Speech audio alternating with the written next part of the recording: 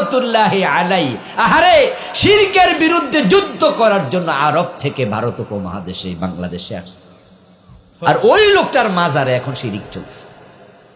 শাহপরান রহমতুল্লাহি আলাইহি উনি নাকি উনার মামা শাহজালালের চেয়ে আরো গরম প্রকৃতির মানুষ ছিলেন। গরম কারে কই? ওমরকে আমরা বলি মেজাজি গরম। এই মেজাজ অর্থ কি? অন্যায় সহ্য করতে পারে না, দেখলে খেপে যায়। এটাই হচ্ছে জালালি তাবিয়াত। হযরত শাহজালাল সে নাকি শাহপরান ছিলেন জালালি। আমার এই দুই চোখ সাক্ষী, আমি নিজে দেখেছি। 99 ছাত্র জীবনে গেছিলাম ঘুরতে, শাহপরান রহমতুল্লাহ আলাইহির মাজারে দেখলাম এক লোক সেজদায় পড়ে আছে। পাহাড়ের উপরে মাজার, ওখানে একটা মোটা গাছ আছে উনার কবরের উপরে, চারদিকে ঘেরট দেয়া আছে, ওয়াল বানাইয়া। দেখলাম ওয়ালের সামনে একদম সেজদায় পড়ে আছে। যারা শিরকের বিরুদ্ধে জিহাদ করতে আসছে, আর ওদের মাজারকে এখন শিরকের জায়গা বানাই ফেলছে, আস্তানা বানাই ফেলছে।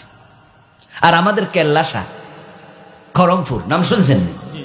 ওরে বাবা রে বাবা, কেল্লা নাকি জিকির করতে করতে আসছে। কেল্লা মানে কল্লা আর কি। এ কল্লারে কি দিছে? কেল্লা শাহ। কল্লা নাকি পাইছে, কেডা কাইটটা ফালাই দিছে সাগরে, পানিতে ভাইসা ভাইসা এসে কল্লা জিকির করে। আমরা জানি না, সত্য হলে হোক, সত্য না হলে কিছু করার নাই। তো যেই কল্লা জিকির করে দেহ ব্যতীত, নিশ্চয় সে আল্লাহর কোনো অলি হবে, তিনি ভালো মানুষ হবে, আল্লাহ জিকির করছে। এখন সেই কল্লা শার মাজারে শিরকের আস্তানা, ওখানে মানুষ চাইতে যায়। আবার আরেক দল হুজুর তো শিরিক প্রচার করে, কেউ ফিরে না খালি হাতে খাজা বাবার দরবারে। আমাদের নেতারা মাহফিলে আইসা নির্বাচনের আগে দেখবেন যে বিভিন্ন জনসমাবেশে মাহফিলে মাইক হাতে পাইলে শিরকের প্রচার শুরু করে দেয়। নেতা বলে কিনা, ও ভাইয়েরা ভোট দিয়েন, আপনারাই তো সব জনগণ সকল ক্ষমতার উৎস। আমাদের সংবিধানে পর্যন্ত এই কথাটা ঢুকাইছে, রাষ্ট্রের মালিক নাকি জনগণ। আপনি আপনার নিজের মালিক নি। আরে নিজের মালিক যদি নিজে হইতেন তাহলে আপনার কিডনি বেচালান, দুইটা কিডনি আছে, একটা বেচা আপনি চা খান। শরীয়তের মাসালা কি? কিডনি বেচা কি জায়েজ না হারাম? কেন হারাম? কারণ এটার মালিক আপনি না, এই বডির মালিক আপনি না। অঙ্গ বিক্রি করা হারাম, এটার মালিকই তো আপনি না, আপনি বেচবেন কেন? রক্ত দান করা জায়েজ, কারণ রক্ত বৃদ্ধি পায়, কিন্তু রক্ত বিক্রি করা হারাম। কেন হারাম? এ রক্তের মালিক তুমি না। এ রক্ত তুমি, তোমার দিছে কে? বলেন না, বলেন না, কে দিছে? এ অঙ্গ কে দিছে? তো তুমি বেচবা কেন? তুমি তো মালিকই। ওয়ালাকাদ কাররামনা বানি আদম, আল্লাহ মানুষকে সম্মানিত করছে। বিক্রি শুরু করে দিবা, এটা অপব্যবহার হবে, অসম্মান তৈরি। আপনি নিজের মালিকে আপনি না, আর আপনি নাকি জনগণ রাষ্ট্রের মালিক। বাহ! জনগণ যে রাষ্ট্রের মালিক না, সেটা তো আমরা দেখেছি। কারণ সেনাবাহিনী ওদের পক্ষে ছিল, পুলিশ ওদের পক্ষে ছিল, চৌকিদার কনস্টেবল নিয়োগ দিছে গত 15 বছরে, দলীয় লোক ছাড়া নিয়োগ দেয় নাই। সেই দলের লোকেরা তার পক্ষে, সেনাবাহিনী পক্ষে, পুলিশ বাহিনী পক্ষে।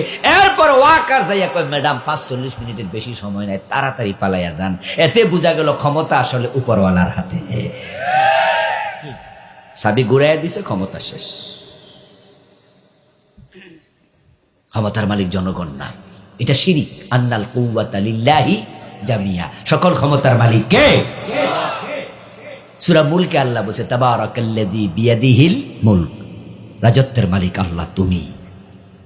যখন আমরা তালবিয়া পড়ি লাব্বাইক আল্লাহুম্মা লাব্বাইক, শেষ অংশ হলো ওয়ালাকাল মুলক, রাজত্ব তোমার।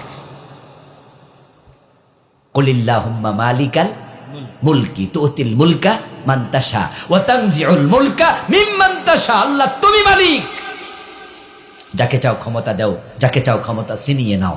আরে কোরআনের আয়াতগুলো আগে পড়েছি, আগে শিখেছি, আগে বুঝেছি, আর এবার 5 তারিখে নিজের চোখে কোরআনের বাস্তবায়ন দেখেছি। ক্ষমতার মালিক যে আল্লাহ, জনগণ না। ডক্টর ইউনূসের দিকে তাকাইলে বোঝা যায় না? আচ্ছা, ডক্টর ইউনূস ভাবছিল কোনোদিন বেড়ায় সে বড় চেয়ারে বলবো? আপনারা যারা শিক্ষিত সচেতন মানুষ, আপনারা তো বোঝেন 5 তারিখের আগে বেড়া যেটা ভাবতো সেটা হলো জেল যে কয় বছর হয় আল্লাহ জানে। ইউনূসের বিরুদ্ধে কিছু মামলা ছিল নি? ছোট ছোট না বড় বড়? যদি ফতিটা 10-12 বছর করে জেল হইতো, তাও 200-250 বছরের নিচে হইতো। ওই বেটারে বাংলাদেশে আনতো বিভিন্ন দেশ থেকে। কেন আনতো? আইও হাজিরা দিয়ে যাও, হাজিরা দেওয়ার জন্য হাইকোর্টে যাইতো, 8 তলায় এজলাস বসছে, উঠবে, লিফটের গোড়ায় গেছে, লিফট বন্ধ করে দিয়েছে, বিদ্যুৎ নাই। 84 বছর বয়স, হাইটটা ওড়েন মিয়া, হাটটা তুলছে, উঠে দেখে এজলাসে হাকিম নাই। কই আইতা সামনে খারাই থাক। এই যে বেজ্জতি, এই যে কষ্ট দেয়া, ওরে বুঝাইছে, এই মিয়া তুমি নোবেল লরিয়েট হলে কি আসে যায়, আমাদের বাংলাদেশে তোমার খবর আছে, সাইজ করবো, অপেক্ষা করো শুধু। ও বেটা মনে মনে ভাবছে আল্লাহ জানে কি হয়। আল্লাহ কয় না, বড় চেয়ারে আনতাছি, একটু দাঁড়া। আচ্ছা, 5 তারিখের আগে যে 36 দিন পর্যন্ত বিপ্লবের যুদ্ধ চললো, এখানে ডক্টর ইউনূসের সামান্য কোনো ভূমিকা ছিল? বেড়া পকেটে 2 টাকা দিছিনি, বেড়ার ফোলামাইয়া কি যুদ্ধ করছে, রাস্তায় নামছিল? এবারে জানেও না কিছু, বেড়া ধায় তো দূরে, বাংলাদেশ নিয়ে তো ভাবে না।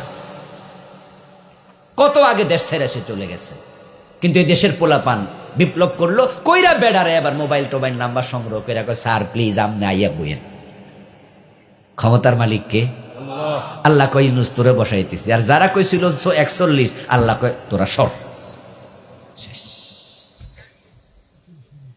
তাহলে মাইক হাতে নিয়ে যারা বলতে এতদিন জনগণ সকল ক্ষমতার উৎস, এটা শিরিক করেছে, শিরিক থেকে তাওবা করা দরকার আছে না নাই? শিরিক নিয়ে আমি বই লিখেছি, বাংলাদেশে চলমান 29টা শিরিক লিখেছি। রাস্তায় আমার গাড়ি আছে, যাওয়ার সময় কালো গাড়ি থেকে নেবেন, শিরিক থেকে বাঁচবেন। বাংলাদেশে চলমান 29টা লিখেছি। কত শিরিক, হয়তো আপনি জানেনও না এটা শিরিক, কিন্তু আপনি করতেছেন। এবার বলুন তো, না যাই না বিষ খাইলে অসুবিধা আসেনি? মরে না, না জানলে কি হয়েছে, বিষ তার ক্রিয়া করবেই। আপনি জানেন না এটা শিরিক, কারণ আপনি পড়েন নাই, আপনি শিখেন নাই। অথচ এলেম শিখা নফল না ফরজ? ফরজ থেকে দূরে ছিলেন, আপনি কেন শিরিক করলেন? ঈমান চলে যাবে।